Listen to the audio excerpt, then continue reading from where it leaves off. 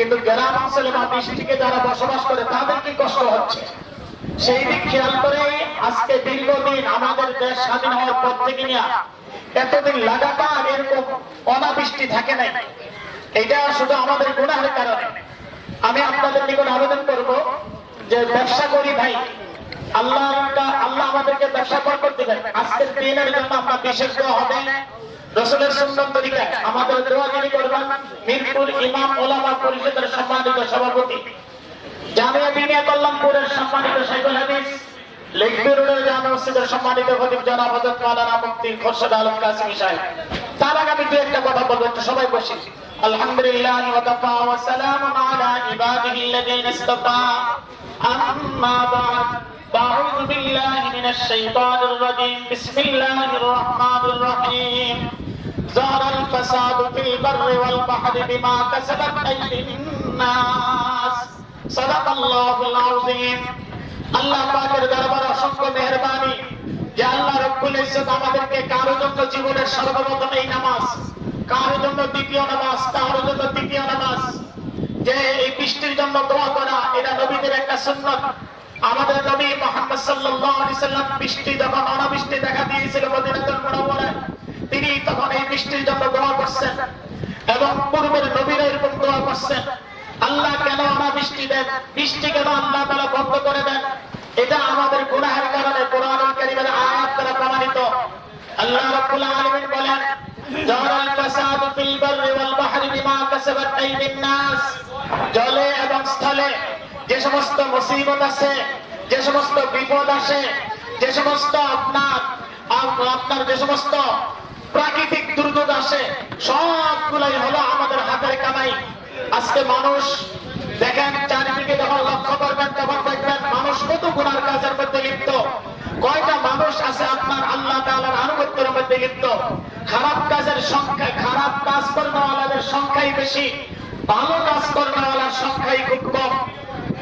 আল্লাহ তাআলা মাঝে মাঝে মুসিবত দিয়ে আমাদেরকে সতর্ক করেন, আমাদেরকে আল্লাহ তাআলা সতর্ক করেন, কিন্তু আফসোসের বিষয় সতর্ক করার পরও আমরা সেখান থেকে শিক্ষা অর্জন করি না। আমাদের দরকার শিক্ষা অর্জন করা। আল্লাহ রাব্বুল আলামিন এই মুসিবতগুলো দেন, এই যে অনাবৃষ্টি, পূর্বের নবীর যুগে এরকম অনাবৃষ্টি দেখা দিয়েছিল। আপনারা জানেন একজন নবী ছিলেন সাইয়েদনা হযরত মূসা কালিমুল্লাহ আলাইহিস সালাতু ওয়াস সালাম, একজন জলিলে কদর তিনি নবী ছিলেন, জলিলে কদর নবী ছিলেন এবং রাসূল ছিলেন। তিনার উপর আসমানি কিতাব নাযিল হয়েছে। এই নবী হযরত মূসা আলাইহিস সালাতু ওয়াস সালাম এরকম অনাবৃষ্টি যখন দেখা দিয়েছে, তার উম্মত এসে যখন অভিযোগ করলো, হুজুর অনাবৃষ্টির কারণে আমাদের মাটি ফেটে যাচ্ছে, গাছের পাতাগুলো শুকিয়ে যাইতেছে, আল্লাহর অন্যান্য মাখলুকগুলো চিল্লাপাল্লা করতেছে, আপনি একটু আল্লাহর কাছে দোয়া করেন। নবী মূসা আলাইহিস সালাতু ওয়াস সালাম তার উম্মতকে একত্রিত করলেন। একত্রিত করার পরে তিনি দোয়া যখন শুরু করবেন, এমন অবস্থায় আল্লাহ তাআলা হযরত মূসা আলাইহিস সালাতু ওয়াস সালামের কাছে ওহী নাযিল করলেন যে তোমার এই জায়গায়, তোমার এই মজলিসের মধ্যে এমন একজন ব্যক্তি আছে যার কারণে আমি আল্লাহ তোমাদের দোয়া কবুল করব না এবং বৃষ্টিও দিব না। হযরত মূসা আলাইহিস সালাতু ওয়াস সালাম তিনার সম্প্রদায়ের নিকট ঘোষণা করলেন, এমন কি অপরাধী আছে যে অপরাধীর কারণে আল্লাহ বৃষ্টি বন্ধ করে দিয়েছে, তুমি এখান থেকে উঠে চলে যাও। তখন 40 বছর সে লাগাতার আল্লাহ নাফরমানি করছে, একদিনের জন্য আল্লাহ তাআলার আনুগত্য করে নাই, আল্লাহর ইবাদত করে নাই। তখন ওই ব্যক্তি এই অনাবৃষ্টির মধ্যে, প্রচন্ড রোদের মধ্যে আল্লাহর কাছে সিজদা করে কান্না শুরু করছে, আল্লাহ দীর্ঘ 40টা বছর যাবত আমি গুনাহ কাজ করছিলাম, আমি অপরাধ করছিলাম, আল্লাহ তুমি আমার গুনার কথা কাউকে জানাও নাই, কারোর কাছে প্রকাশ করো নাই।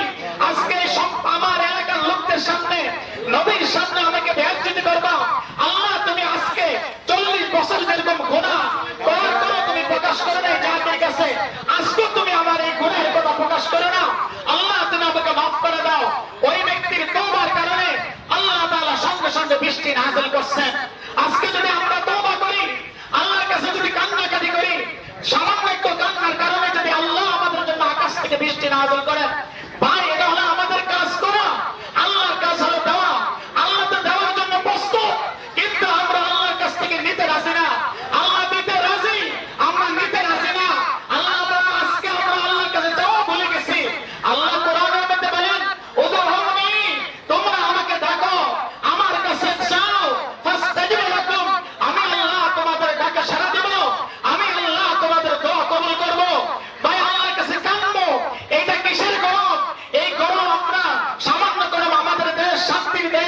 আমাদের দেশটা হলো গাছপালা তরুলতার দেশ। আরবের মরুভূমিতে দেখেন তারা কি কষ্ট করতেছে। আমাদের প্রবাসী ভাইয়েরা ওই জায়গায় কাজ করে কি প্রচন্ড রৌদ্রের মধ্যে কাজ করে। আল্লাহ আমাদেরকে রৌদ্র দিয়েছেন কথা সত্য, কিন্তু হ্যাঁ মাঝখানে আল্লাহ বাতাস দেন। আমাদের দেশে মাটি আছে, পানি আছে, অন্য দেশে মাটি নাই, পানিও নাই, কিন্তু তারপরে মানুষ সেখানে কষ্ট করতেছে, তারপরে সেখানে তারা কিন্তু জীবন যাপন করতেছে। আল্লাহ আমাদেরকে অনাবৃষ্টি দিয়া আমাদেরকে পরীক্ষা করতেছে। এই মুহূর্তে আমাদের উচিত আল্লাহর কাছে যাওয়া, আল্লাহর কাছে ইস্তেগফার করা। আল্লাহ কোরআনের মধ্যে বলেন ইরসিলিস সামা আলাইকুম বিদরারা, এই বান্দা তোমরা যদি আমি আল্লাহর কাছে যাও, আমি আল্লাহ তোমাদেরকে আসমান থেকে ইরফাকুল তাস্তাগফিরু রাব্বাকুম ইন্নাহু কানা গাফফারা, তোমরা যদি আমি আল্লাহর কাছে ক্ষমা চাও, আমি আল্লাহ ক্ষমা করে দিব। সাথে সাথে ইরসিলিস সামা আলাইকুম বিদরারা, আসমান থেকে পানি বর্ষণ করব। জানি না ইসমানি ভাবে আজকে আমরা আল্লাহর কাছে তওবা করব, ইনফরাদি ভাবে একাকী ভাবে আল্লাহর কাছে যাব। আল্লাহর কাছে গুনাহের জন্য অনুতপ্ত হব। আল্লাহ গুনাহ করে ফেলছি, আল্লাহ গুনাহ করে ফেলছি। আমাদের গুনাহের কারণে গবাদি পশুগুলোকে কষ্ট দিও না, আমাদের গুনাহের কারণে তুমি বিবিলিকা গুলোর কষ্ট দিও না, আমাদের গুনাহের কারণে সামান্য পশু পাখিগুলোর কষ্ট দিও না। আমাদের উচিত আল্লাহর কাছে চাওয়া, আল্লাহর কাছে কান্নাকাটি করা। আল্লাহ দিতে রাজি, এই জন্য আল্লাহর কাছে যাবো। ভাই এটা কিসের গরম? এই গরম আপনার কাছে লাগবে না। আপনি ময়দানে মাহশারের কথা স্মরণ করেন, যেই দিন আপনার আমার মাথার উপরে থাকবে সূর্য। আজকে লক্ষ লক্ষ কোণ দূরে, লক্ষ লক্ষ মাইল দূরে হলো আমাদের এই সূর্যের আলোর কারণে আমরা সহ্য করতে পারি না।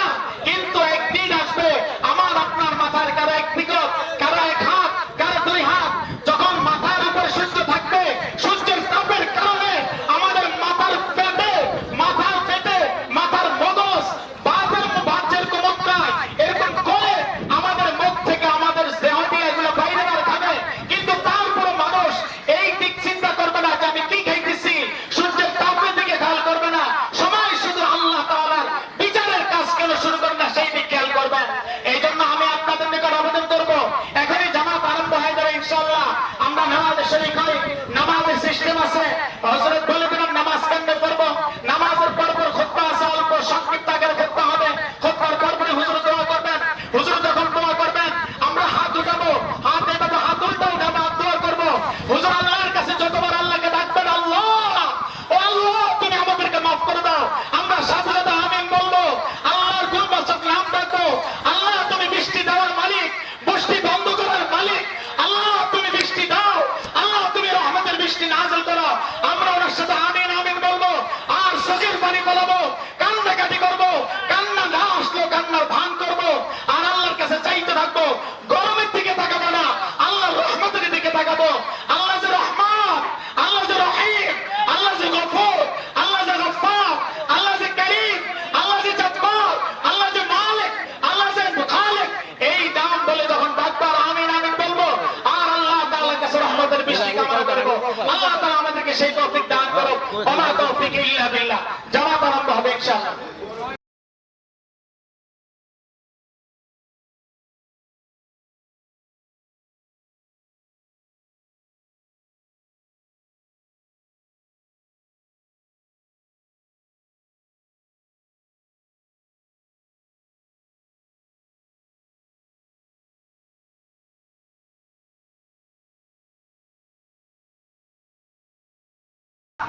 وأدى الأمانة ونصح الأمة وجاهد في الله حق جهاده فتح الله به قلوبا غلفا وعينا عميانا وآذانا سما هداه به الضلالة، هداه به من الضلالة وبصر به من الغاية.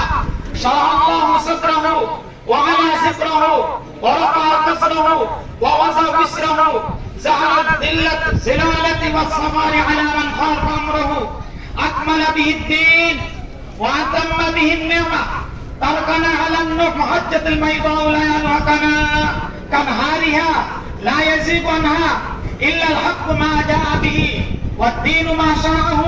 فنشهد الله الذي لا إله إلا هو على محمد صلى الله عليه وسلم محبة النفس والولد والناس أجمعين. صلاة الله وسلامه عليه وعلى آله وأصحابه ومن تمسك بسنته وسار على طريقته والتابعين من تبعهم بإحسان إلى يوم الدين. أما بعد فأعوذ بالله من الشيطان الرجيم. بسم الله الرحمن الرحيم. قل لن يصيبنا إلا ما كتب الله لنا هو مولانا وعلى الله فليتوكل المؤمنون. وقال الله تعالى في آية أخرى: وإن يمسسك الله بضر فلا كاشف له إلا هو وإن يردك بخير فلا راد لفضله يصيبه به من يشاء من عباده وهو الغفور الرحيم. وقال الله تعالى: وما من دابة في الأرض إلا على الله رزقها ويعلم مستقرها ومستودعها كل في كتاب مبين. وقال الله تعالى: إني توكلت على الله ربي وربكم ما من دابة إلا هو آخذ بناصيتها إن ربي على صراط مستقيم. وعن عبد الله بن عمر رضي الله تعالى عنه قال: أقبل علينا رسول الله صلى الله عليه وسلم فقال: يا معشر المهاجرين خمس إذا ابتليتم بهن وأعوذ بالله أن تدركوهن لم تظهر الفاحشة من قوم قط حتى يعلنوا بها إلا خسائفهم الطاعون والأوجاع التي لم تكن مضت في أسلافهم الذين مضوا ولم تنقص الميكال والميزان إلا أخذوا بالسنين وشدة المؤمن وجود السلطان عليهم ولم ينفوا زكاة أموالهم إلا منع القطرة من السماء ولولا البهائم لم يظهروا عليهم عدو من غيرهم إلى آخر الحديث. وقال الله تعالى: ربنا ظلمنا أنفسنا وإن لم تغفر لنا وترحمنا لنكونن من الخاسرين. قال النبي صلى الله عليه وسلم: أرحم أمتي بأمتي أبو بكر رضي الله تعالى وأشدهم في عمر الله عمر رضي الله تعالى وأصدقهم يا عثمان رضي الله تعالى وأقضاهم علي رضي الله تعالى وفاطمة سيدة نساء أهل الجنة رضي الله تعالى عنها والحسن والحسين سيدا شباب أهل الجنة رضي الله تعالى عنهما وحمزة أسد الله أسد رسوله. اللهم اغفر للعباس وولده مغفرة ظاهرة وباطنة لا تغادر ذنبا. الله في أصحابي لا تتخذوا مرضا من بعدي فمن أحبهم فبحب أحبهم ومن أبغضهم فببغض أبغضهم وآخر أمتي قرني ثم الذين يلونهم ثم الذين يلونهم والسلطان سر الله في الأرض من أهان سلطان الله. اللهم اسقنا غيثا مغيثا مريا طيبا مريا غدقا عاجلا غير نات. اللهم اسقنا غيثا مغيثا مريا نافعا غير ضار عاجلا غير عاجل. الحمد لله رب العالمين الرحمن الرحيم مالك يوم الدين لا اله الا الله يفعل ما يريد. اللهم انت الله لا اله الا انت الغني ونحن الفقراء انزل علينا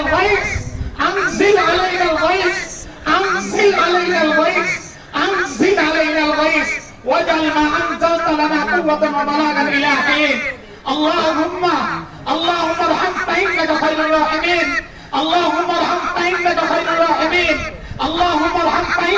الراحمين. ربنا آتنا في الدنيا حسنة وفي الآخرة حسنة وقنا عذاب النار. عباد الله رحمكم الله إن الله يأمر بالعدل والإحسان وإيتاء ذي القربى وعن الفحشاء والمنكر والبغي يعظكم لعلكم تذكرون. فاذكروني أذكركم واشكروا لي ولا تكفرون.